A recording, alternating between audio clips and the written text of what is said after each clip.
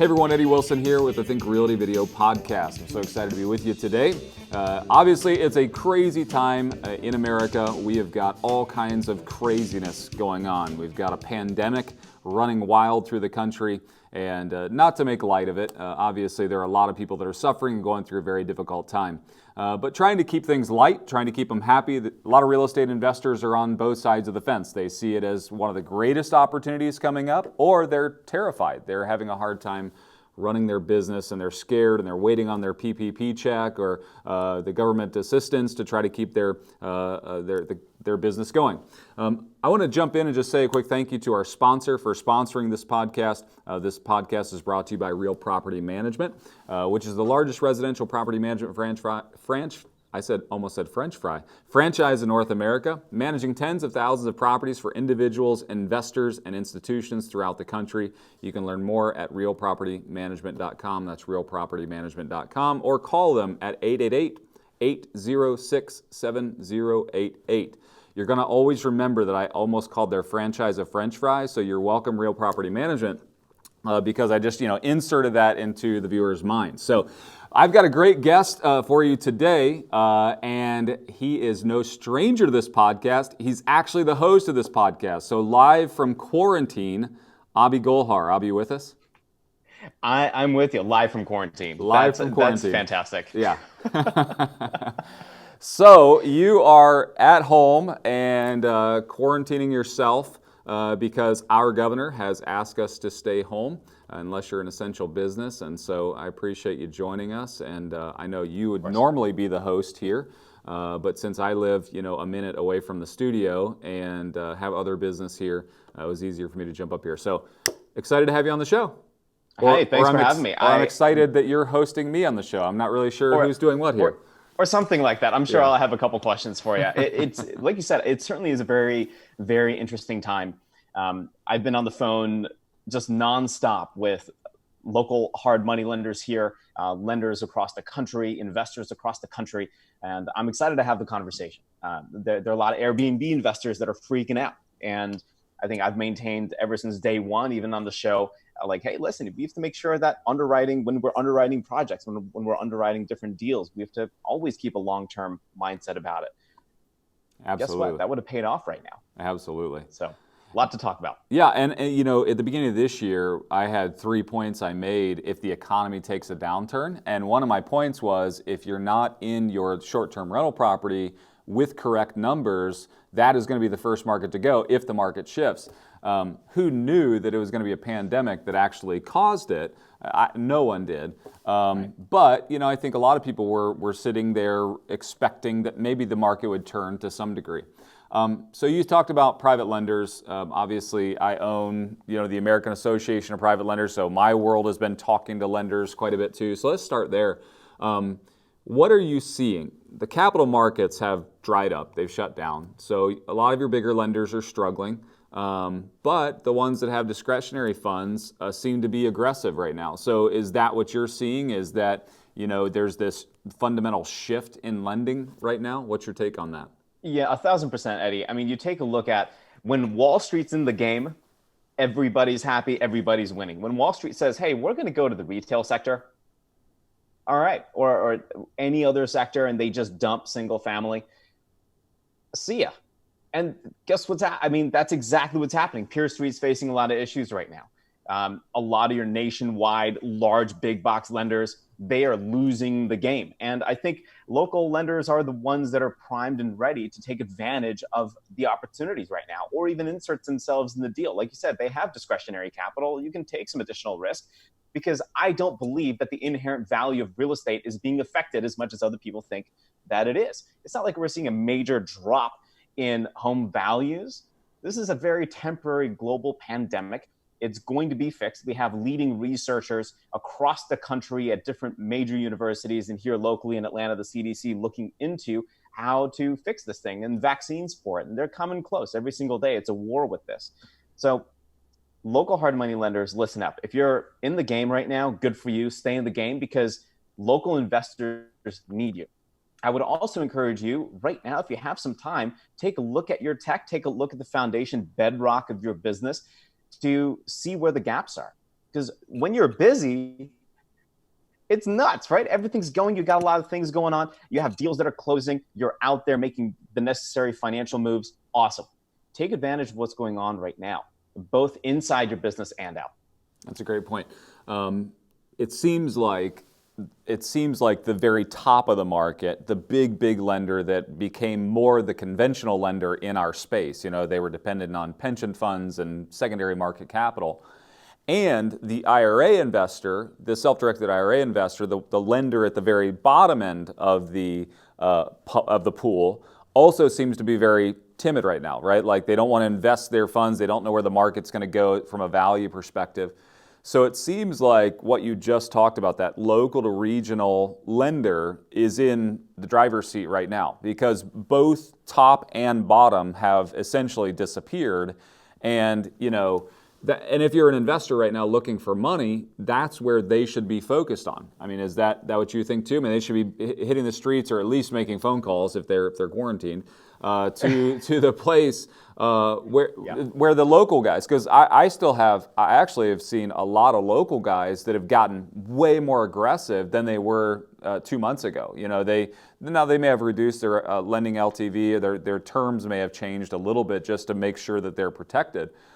They may add another 50 basis points or 100 basis points, but for the most part, they're still aggressive. Are you still seeing the same thing that I am? I'm seeing that, and it's the new investor, the new wholesaler, the new like the person that doesn't have a whole lot of experience. This market is kind of washing those people away. And if you are new and you're listening to this, that's just more information for you to know that there's additional opportunity out there. The pro investors like Eddie, they are the ones that are seeing these opportunities and just seeing like, hey, COVID-19, is it a danger? Absolutely is.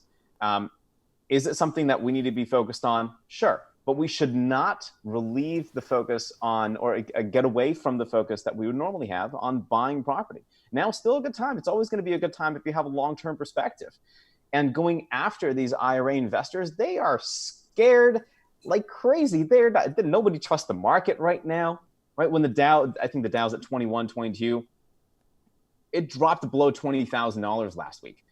And it was unbelievable. Like the amount of phone calls, text messages I got, my phone was blowing up with people that are just straight panicking and asking, where do I put my money? Well, first, don't leave the market, right? Like it's going to rebound. If you believe the United States of America and you believe this is going to be a country in the next couple 100 years, then stay true and hold on to your investments. Don't sell right now. But if you take a look at your real estate portfolio, now is a really good time to buy, because there's not a whole lot of your newbies that everybody's complaining about that's crowding the market. They're not crowding the market anymore.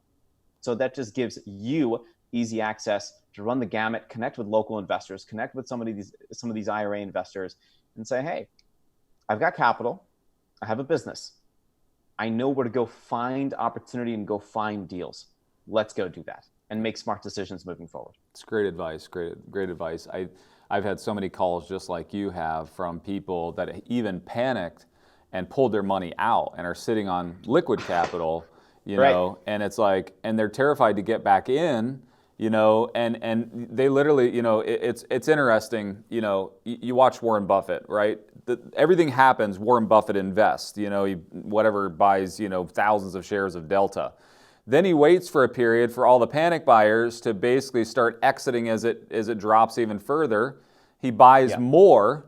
Then when everybody starts buying, they're like, oh, well, maybe this is the trough, right? And then what does Warren Buffett do? He sells, So it's like, it's funny because all the pundits are like, what's Warren Buffett doing in the marketplace? And it's like, he's being smart. He's not acting out of fear or panic. And that's a great point.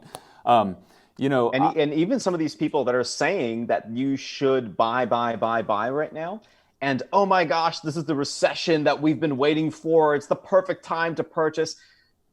They're still waiting on their EIUL checks, right? Like they're still waiting on the $10,000 to hit that bank account. Right. And they're the ones that are so focused on the PPP program and getting their payment protection checks. It's like, come on. I mean, they're missing it. It's so clear. You have an investment methodology. Stick to it. Right. It's that simple. Right. Yeah. So let's talk about the market. We've talked Sure. about kind of the retail market, the stock market. What is your take? I've heard both sides of the fence and had the chance to talk to a couple of chief economists, both for NAR and for Fannie Mae. Both of them kind of agree in the bounce back method, that we're not going to stay in this long-term trough, that it's going to be more of a V. But what's your expectation? Is this going to be in the next 18 months, 2 years, however long it takes for this to hit bottom, rebound? Is this going to be the greatest opportunity in our lifetime for investment, or will it be the second greatest opportunity behind maybe in 08, 09, 2010? Or do you think this is just going to be a blip on the radar? It's going to be a short little dip and then move on. What's your thought? I mean, obviously, no one knows for sure. Predictions are predictions. But what's your thought? What's your sentiment? So clearly, I would say economists at NAR and Fannie Mae, this is Doug Duncan, they definitely know a lot more than I do. But from what I'm hearing and from what I'm seeing, this is a crisis that is not only so in 2008, we saw a financial global meltdown. This is a crisis that also affects human beings' health. And that is very interesting, right? In 2008, we didn't have shelter in place. We didn't have these orders to stay at home. So I think that has a very interesting effect on the retail sector, on restaurants, right? In Atlanta, I mean, Eddie, you live in Atlanta. You drive down 75, 85 on a Friday at 5 p.m. and there's zero traffic. That's the case in every major city. That has an impact on restaurants, bars, clubs, retail. I can't even go get my mani-pedis, right? And I'm all about vanity. Totally kidding. See, I like to see you wearing pants right now. This is great. Being quarantined at home, this is great. I'm just like, in my gym shorts. That's awesome. So I don't think it's going to be a V. I don't think it's going to be able to be revved back up that quickly because if you're applying for the PPP program, we don't know how long that capital is going to be readily available to small businesses to deploy. Sure. And if those small businesses can even make it the next 2.5, 3 weeks. Unemployment numbers are climbing. They're skyrocketing. And so that's a major issue. If you have these people that also cannot pay rent or cannot make mortgage payments, forbearance is an issue, but if they decided to go down the forbearance road, they're going to owe $20,000 in 6 months. That's a concern. I think if we take a look at multifamily, so I was reading, I love following Jones Lang LaSalle, and they have a COVID-19 global real estate implications report. And in the report, they address a couple of sectors. Number one is residential, and they think multifamily, it's going to remain pretty resilient to the effects of the COVID-19 outbreak. You take a look at the long-term income profile, and overall, the investors there are relatively defensive from an investment characteristic perspective. I think that makes sense. Housing shortages are still a thing. It may be paused for a little while, but I still think that people need a place to stay. Whether or not they can pay for that is a little bit of a different story right now if they're laid off. Student housing, I think there are risks associated with student housing, but if you're like here at Georgia Tech or Emory, I think it's still going to be relatively strong unless the majority of the housing sector you're kind of paying attention to is more international. Then you're going to have a lot of challenges there. They're not going to pay. They're not even allowed into the country. We take a look at Airbnb, for example. I think Airbnb investors that made significant investments to spruce up their properties to that level, they're going to feel a really tight pinch. And I really think the Section 8 investors, they're laughing at the end of the day and they're like, hey, I told you so. So senior living, healthcare facilities, I think they're going to be okay. It's Jones Lang LaSalle, they're saying, quote, needs-based care homes will be more resistant to COVID-19 demand effects. Obviously, if a business idea, I was just thinking about a nursing or MD staffing, temporary travel nursing staffing agency would be one to crush it right now as a business startup if you want to do something like that. So a couple final thoughts from JLL. One, office, increased remote working and greater focus on health, well-being, productivity. That's the office space. I think remote working is a huge thing. And Zoom, as you can see, I saw this meme about Zoom and COVID. And they said, who's really behind COVID? It's terrible. And the guy, like, it's like Zoom, but it's kind of funny to think that. Right. But at the end of the day, it's a Zoom and these remote working technologies are allowing us to still keep our businesses afloat, still keep employees running amidst going to work and having to jump into an office every day. My wife and I, we've been on Instacart lately. Mm-hmm. Do I think that's going to change the game for us? Yeah. Do I even feel like stepping into a grocery store right now? Absolutely not. Right.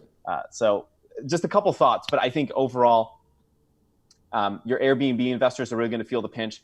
I think your commercial sectors, your commercial office, for example, they might feel the pinch depending on what happens with the small businesses and what happens with PPP. But just my initial kind of couple thoughts. Yeah, I think I love JLL as well and read them as often as they put material out, and would encourage our viewers to do the same. They give such great insight and data. Yeah.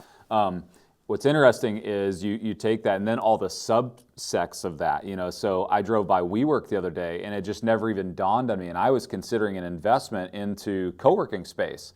And you think about, there isn't anyone that wants to go sit in a co-working space today and work, and that's probably right. Won't be in the near future.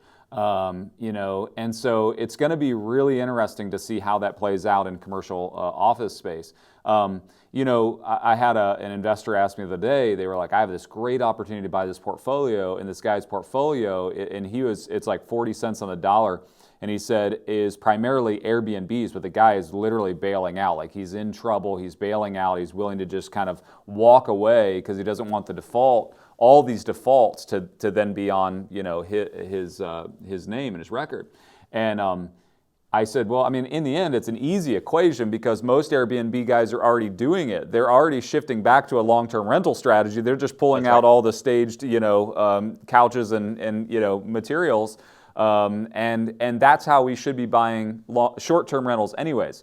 I believe, and I've always believed that the short-term rental market should be built on the equation that if this property makes sense for a long-term rental and it can cash flow, and I can make more cash flow by turning it into an Airbnb, then sure, try it. But my fallback methodology is that I can still turn it into a long-term rental, But, anyways, the long-term rentals, are going to make a lot of sense because there are going to be a lot of people with dinged up credit that are going to have to rent. Basic Maslow's hierarchy of needs. We've seen it over the past couple of weeks play out. Food, water, shelter, right? And so food and water has been a huge problem for a lot of people. Maybe you add toilet paper on there. I don't know. I was just gonna say, and toilet paper, and my air fryer from Wuhan. Okay? And your air fryer. I saw your social post. And then shelter, right? So I mean, people have to have a place to live, and so. 10 million jobs lost, 30 million jobs lost, who knows? Last recession, 13% of all jobs lost resulted in a home loss, and that home moving into the marketplace. And so anyways, it's going to be crazy, and I know that you and I will be along for the ride and try to help these Think Realty viewers and guests as much as we possibly can. That's right. Yeah, very good. Well, thank you so much for joining me today. Hey, you got it. Eddie, thanks for having me. Yeah, absolutely. We should do this more often. It's kind of fun. Yeah, I like this, except maybe we can swap it next time. Okay, I'll stay home and you come to the studio next time. Deal. I'm totally good with that. So in May, that's what we're going to do next. Okay. Yes, that's right. I just need a letter so I don't get pulled over and then there you go. Get sent to jail and be given a misdemeanor. Essential business. Otherwise, I need to call you to bail me out. Eddie Wilson. I need to be bailed out, man. It depends on what county you're in. But anyways, well, thank you so much, Think Realty guests, for watching. I appreciate it. I want to give one more quick shout out to our podcast sponsor, which is Residential Capital Partners, a leading hard money lender with national scope and a local presence in each market they serve. Their partners and loan affiliates have flipped well over 1,000 properties themselves. They know your business. Visit them today at residentialcapitalpartners.com. That's residentialcapitalpartners.com. Those are our good friends. If you don't mind, support them as a thank you for them supporting us. I know that they'll take good care of you, and we're so grateful for them sponsoring the podcast. Thank you so much for watching today. If you haven't already joined us on social media, make sure that you go to where you use social media and find Think Realty. So we're where you are: LinkedIn, Instagram, Facebook. And if you haven't read the latest digital copy of our magazine, go to thinkrealty.com, pick up the latest digital copy and read it. You can subscribe there too and get it physically delivered to your house, or you can go to the local Barnes & Noble and pick it up, I guess, after the quarantine. But anyways, I want you to make sure that you get all the great information that Think Realty puts out each and every day. Thank you so much for watching. Happy investing. Have a great day.